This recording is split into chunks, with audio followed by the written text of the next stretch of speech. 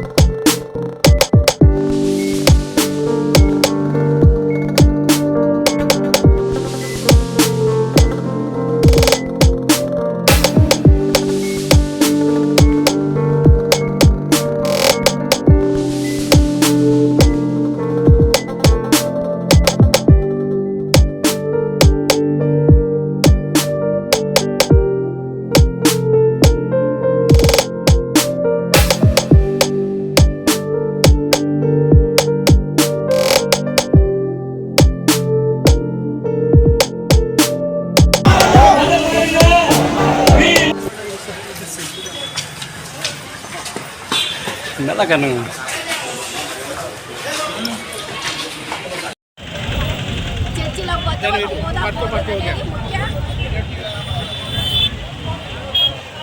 గౌరవ యాత్ర దాని ముఖ్య సారాంశం ఏంటంటే క్రైస్తవులు ఎస్సీ వాళ్ళు క్రైస్తవులు అయ్యి మళ్ళీ తిరిగి చర్చిలకు పోతే పోతుంది అనేది కొత్త ఆర్డర్. ఈ ఆర్డర్ని అతిక్రమించిన వాళ్ళకు ఉద్యోగాలు ఉండవు, రిజర్వేషన్ ఉండదు, ఆర్థికంగాను సాంఘికంగాను రాజకీయంగాను ఎలాంటి లబ్ధి ఉండదు అనే ఆర్డర్ వచ్చింది. మరి ఈ ఆర్డర్ ఎందువల్ల వచ్చింది? ఇది ఆలోచించాలి. కులం వచ్చి ఎస్సీ అయితే క్రైస్తవ మతం లేని స్వీకరించవచ్చు. India is secular state. భారతదేశంలో రాజ్యాంగంలో రాసి పొందపరిచినవి కాన్స్టిట్యూషన్లో రాజ్యాంగం ఏం చెబుతుంది? ఏ మతాన్నైనా స్వీకరించవచ్చు, ఏ కులాన్నైనా స్వీకరించవచ్చు, ఏ చర్చికైనా పోవచ్చు, గుడికైనా పోవచ్చు, ఎక్కడికైనా పోవచ్చు. మరి ఈరోజు కొత్తగా ఎందుకు ఆర్డర్ తెచ్చినారు?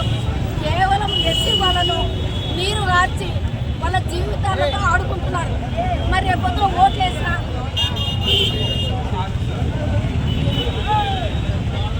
మేడం క్లోజ్ చేయండి.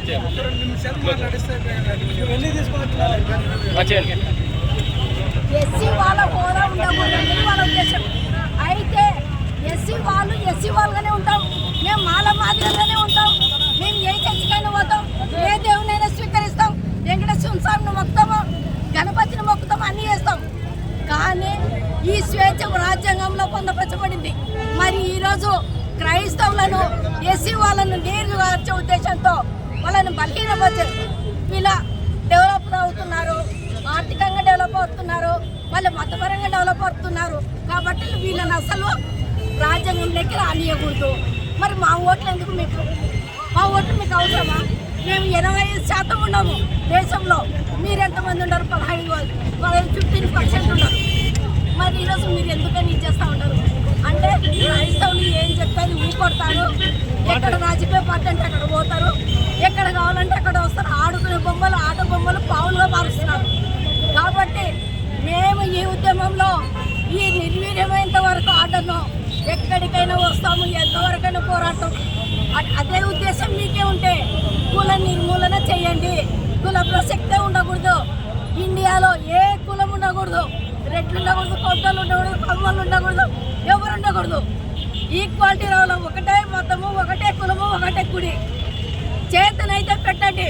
మా ఓట్లు వద్దనుకుంటే ఆ పని చేయండి. ఏం చేస్తారో చూపించండి, మేమేం చేస్తామో చేసి చూపిస్తాం.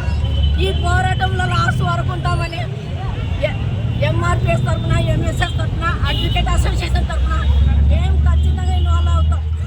కుల నిర్మూలన అయితే చేయాలి ఖచ్చితంగా. లేదంటే మా హక్కులు మాకు ఉండాలని ఇది మీకు రిక్వెస్ట్ చేస్తూ ఉన్నాం. గవర్నమెంట్ వాళ్ళకంటే గవర్నమెంట్ దేనికి ఆధారపడింది? పబ్లిక్ నుంచి గవర్నమెంట్, ప్రజలు లేదా గవర్నమెంట్ ఉందా? ఆ నియమాలు ఉన్నాయా? ఏం లేవు కదా. ఆర్డర్ని రద్దుపరిచే వరకు మేము పోరాడతామని ఇందులో భాగంగానే ప్రతి ఒక్కరికి ధన్యవాదాలు చెప్తూ ముగిస్తాం. శాంతి ర్యాలీ యొక్క మరి ఉద్దేశం కొండారెడ్డి గుర్తుట నుండి కర్నూలు కలెక్టర్ ఆఫీస్ వరకు మరి శాంతియుతంగా ర్యాలీ చేయడం జరిగింది. ఈ ర్యాలీలో పెద్ద ఎత్తున దళిత క్రైస్తవులు మరి సహోదరులు పాల్గొని మరి యొక్క మరి ఆత్మ గౌరవం దెబ్బతిన ఆవేదనతో ఎండలో కూడా మరి బయటకు రావడం జరిగింది. ఏమైనా మరి ప్రభుత్వము ఈ విషయంలో గుర్తించి 1950వ ఆర్డరు అది దొడ్డిదారిని తీసుకుని వచ్చినారు. ఎందుకు తీసుకొచ్చారు? ఎన్ని కులాల మీదే ఎన్ని కులాల మీద అన్ని కులాలు మరి దేవుడిని నమ్ముకుంటారు. అన్ని కులాలు అన్ని మతాల్లో ఉంటారు. వాళ్ళకేం కులాలు ఈరోజు కేవలం మాదిగలు మాత్రమే మరి వేరే మతంలో పోతే కులం పోతుందని చెప్పి ప్రెసిడెంట్ ఆర్డరు ఆ దొడ్డిదారిని తీసుకొచ్చిన ఆర్డర్ వెంటనే రద్దు చేయాలి. ఆ తీసుకొచ్చిన ఆర్డర్ ఎందుకంటే చీకటి కులాలను తీసుకొచ్చినారు. ఎందుకంటే అప్పుడే ఎవరు లేరు క్రైస్తవులు మాల మాదిగలు. ఈరోజు మాల మాదిగలో ఎక్కువ మంది క్రైస్తవులు. ఎందుకంటే ఇంకానూ బానిసంగా ఉండాలనే ఉద్దేశంతో ఈ ఆర్డర్ మరి ఇప్పుడు మరి సుప్రీంకోర్టు అత్యున్నత న్యాయస్థానం మరి ఆర్టికల్ 25 ఆర్టికల్ని మరి గుర్తించకుండా ఆ 25 ఆర్టికల్ రూల్లో తొక్కి ఈరోజు మరి సుప్రీంకోర్టు కూడా మా మీద మరి ఆ యొక్క ఆర్డర్తో మరి వృద్ధి మరి క్రైస్తవ మతంలోకి వెళ్ళకూడదనే ఉద్దేశంతో దళితులుగానే ఉండాలన్నట్లు ఆయన చెప్పు చేతుల కింద ఉండాలన్నట్లు వారసులుగానే ఉండాలన్నట్లు ఏ విధంగా ఎదిగితే కూడా మరి ఓర్చుకోలేని ఈ యొక్క మరి దేశంలో మేము ఉన్నాం కాబట్టి ఈరోజు తెల్లబట్టలు వేసుకుంటే ఒక వ్యక్తి చూస్తాడు, వాడు తెల్లబట్టలు వేసుకుని ఎట్లా వేసుకునే దాంట్లో ఒక అహంకారం ఉంటుంది. కాబట్టి మత స్వేచ్ఛ కానీ మనిషి జీవించే హక్కు కానీ అలాగే మరి బట్టలు వేసుకునే హక్కు కానీ మనకు రాజ్యాంగం ఇచ్చినప్పుడు ఆ రాజ్యాంగం ప్రకారం మేము ఫాలో అవుతాం. ఈరోజు మరి ఓట్ల కోసం వస్తారు, మరి చర్చిలకు వచ్చి మరి వాళ్ళు మొక్కుతారు. మరి చర్చిలోకి వచ్చిన వాళ్ళు కూలు మూడు పోతుంది వెంటనే అట్లా ఒకవేళ చర్చిలకు ఏ రాజకీయ పార్టీ నాయకులు వస్తే ఆ రోజు వాళ్ళు కూలం బయటలు చేయండి. ఆ రోజు ఆ కులం పోతుంది. వాళ్ళు ఎందుకు ఓట్లకైతే కులం లేదు కదా, ఓట్లకైతే చర్చిలోకి రావచ్చు, వాళ్ళు చర్చిలోకి వచ్చి సెలవు వేసుకునవచ్చు, మసీదులోకి వెళ్ళి ఓటు పెట్టుకునవచ్చు, ఇంకా మరి గుడిలోకి వచ్చి నామం పెట్టుకుని అప్పుడు మరి వాళ్ళు ఓట్లు కావాల్సి ఇవన్నీ వాడతారు వాళ్ళు. కానీ మా యొక్క ఆత్మగౌరవ విషయంలో ఇక్కడ మాత్రం మా కులం మరి అట్లే ఉంటుంది కాబట్టి మా సామాజిక స్థితులు మారలేదు. గ్రామాలకు రండి, గ్రామాల్లో ఒకసారి ఎంక్వైరీ చేయండి. గ్రామాల్లో ఎక్కడున్న ఇళ్ళు అక్కడే ఉన్నాయి, ఎక్కడున్న గేర్ అక్కడే ఉంది, ఎక్కడున్న మరి మనుషులు అక్కడే ఉన్నారు. కాబట్టి ఆ స్థితిని మారాలంటే మరి ఇప్పుడు నడియూరులో ఇల్లు కట్టేయండి, నడియూరులో మరి ఇల్లు కట్టించి అప్పుడే సమానత్వం చూపించిన వారైతే. కాబట్టి ప్రభుత్వం కానీ అత్యున్నత న్యాయస్థానం కానీ సమానత్వంతో ఉంటే బాగుంటుంది. కాబట్టి దేశవ్యాప్తంగా కులంలో వెళ్ళి రద్దు చేయండి. రద్దు చేస్తే ఇంకా మంచిదే. కుల వ్యవస్థ రద్దు చేస్తే ప్రపంచమంతా కూడా దేశమంతా కూడా హర్షిస్తారు.